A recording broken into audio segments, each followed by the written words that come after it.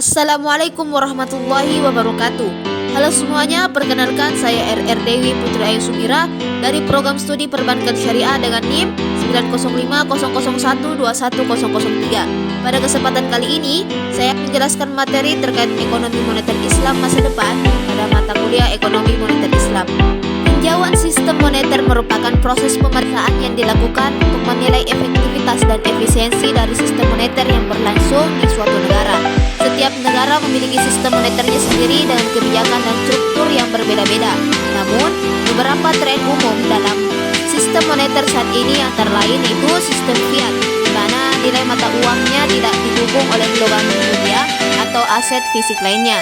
Nilai mata uang fiat ditentukan oleh kebijakan moneter pemerintah dan bank sentral. Bank sentral dan kebijakan moneter. Bank sentral bertanggung jawab mengatur pasokan uang, menetapkan suku bunga dan mengawasi stabilitas keuangan. Kebijakan moneter seperti kebijakan suku bunga dan pembelian aset. Penggunaan uang emas sebagai mata uang global telah menjadi topik perdebatan yang signifikan. Beberapa pihak mendukung penggunaan uang emas seperti dinar dan dirham sebagai solusi atas krisis ekonomi global dan sebagai mata uang global. Mereka berpendapat bahwa uang emas telah terbukti stabil dan dapat memberikan kestabilan dalam sistem moneter.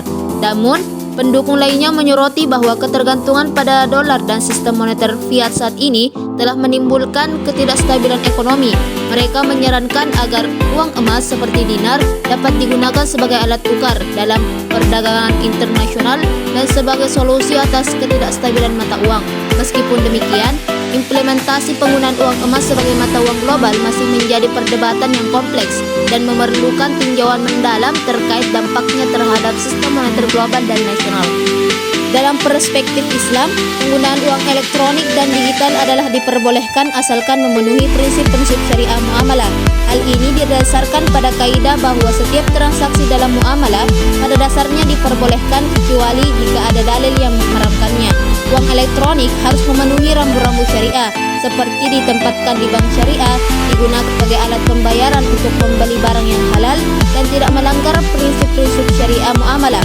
Meskipun demikian, terdapat pro kontra terkait penggunaan uang elektronik dan cryptocurrency dalam pandangan Islam, dan hal ini masih menjadi topik perdebatan yang kompleks.